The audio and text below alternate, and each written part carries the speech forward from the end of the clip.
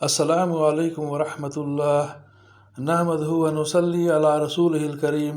محترم بزرگوں، دوستوں، عزیز ساتھیوں، اللہ تعالیٰ کے اوامر یعنی حکموں کو پورا کرنے میں کامیابی کا یقین سے متعلق چند آیات کا ترجمہ اور احادیث کا مطالعہ کریں گے انشاءاللہ۔ درود شریف پڑھ لیجئے۔ اللہم صلی علی محمد النبی الامی وعلی آلہ وسلم تسلیما کثیرا کثیرا۔ بسم اللہ الرحمن الرحیم۔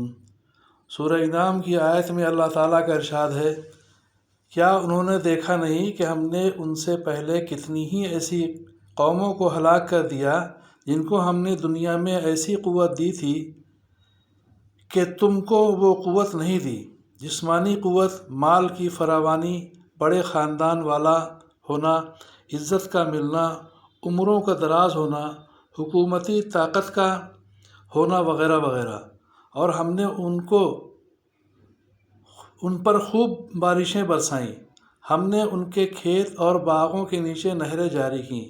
پھر باوجود اس قوت و سامان کے ہم نے ان کو ان کے گناہوں کے سبب ہلاک کر دیا اور ان کے بعد ان کی جگہ دوسری جماعتوں کو پیدا کر دیا۔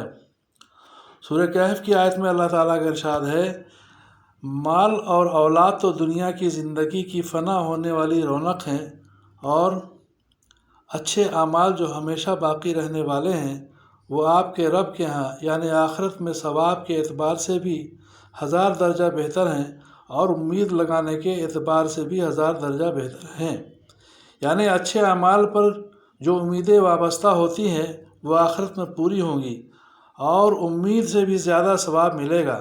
اس کے برعکس مال و اسباب سے امیدیں پوری نہیں ہوتی۔ سورہ نحل کی آیت میں اللہ تعالیٰ کا ارشاد ہے، جو کچھ تمہارے پاس دنیا میں ہے وہ ایک دن ختم ہو جائے گا، اور جو عمل تم اللہ تعالیٰ کے پاس بھیج دو گے وہ ہمیشہ باقی رہے گا۔ سورہ قصص کی آیت میں اللہ تعالیٰ کا ارشاد ہے، جو کچھ تمہیں دنیا میں دیا گیا ہے وہ تو صرف دنیا کی چند روزہ زندگی گزارنے کا سامان اور یہاں کی فنا ہونے والی رونق ہے، اور جو کچھ اللہ تعالیٰ کے پاس ہے وہ بہتر اور ہمیشہ باقی رہنے والا ہے۔ کیا تم اتنی بات بھی نہیں سمجھتے؟ آگے احادیث نبویہ، حدیث نمبر 174۔ حضرت ابو ہریرہ رضی اللہ عنہ روایت کرتے ہیں کہ رسول اللہ صلی اللہ علیہ وسلم نے ارشاد فرمایا، 7 چیزوں سے پہلے نیک اعمال میں جلدی کرو۔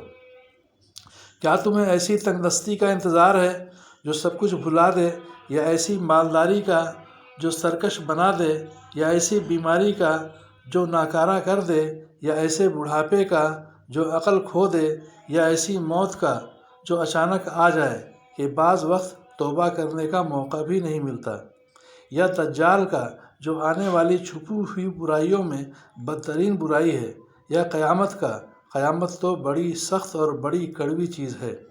فائدہ مطلب یہ ہے کہ انسان کو ان 7 چیزوں میں سے کسی چیز کے آنے سے پہلے نیک اعمال کے ذریعے اپنی آخرت کی تیاری کر لینی چاہیے، کہیں ایسا نہ ہو کہ ان رکاوٹوں میں سے کوئی رکاوٹ آ جائے اور انسان اعمال صالحہ سے محروم ہو جائے۔ 175 نمبر حدیث، حضرت انس بن مالک رضی اللہ عنہ روایت کرتے ہیں کہ رسول اللہ صلی اللہ علیہ وسلم نے ارشاد فرمایا، میت کے ساتھ 3 چیزیں جاتی ہیں، 2 چیزیں واپس آ جاتی ہیں اور ایک ساتھ رہ جاتی ہے۔ گھر والے، مال اور عمل ساتھ جاتے ہیں، پھر گھر والے اور مال واپس آ جاتے ہیں اور عمل ساتھ رہ جاتا ہے۔ مسلم۔ 176 نمبر حدیث، حضرت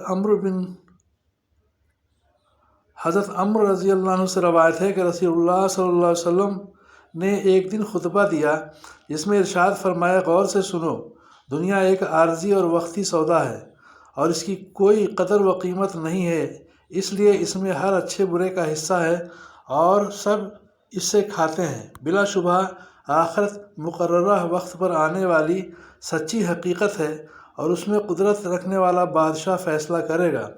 غور سے سنو، ساری بھلائیاں اور اس کی تمام قسمیں جنت میں ہیں، اور ہر قسم کی برائی اور اس کی تمام قسمیں جہنم میں ہے۔ اچھی طرح سمجھ لو، جو کچھ کرو اللہ تعالیٰ سے ڈرتے ہوئے کرو، اور سمجھ لو تم اپنے اپنے اعمال کے ساتھ اللہ تعالیٰ کے دربار میں پیش کیے جاؤ گے۔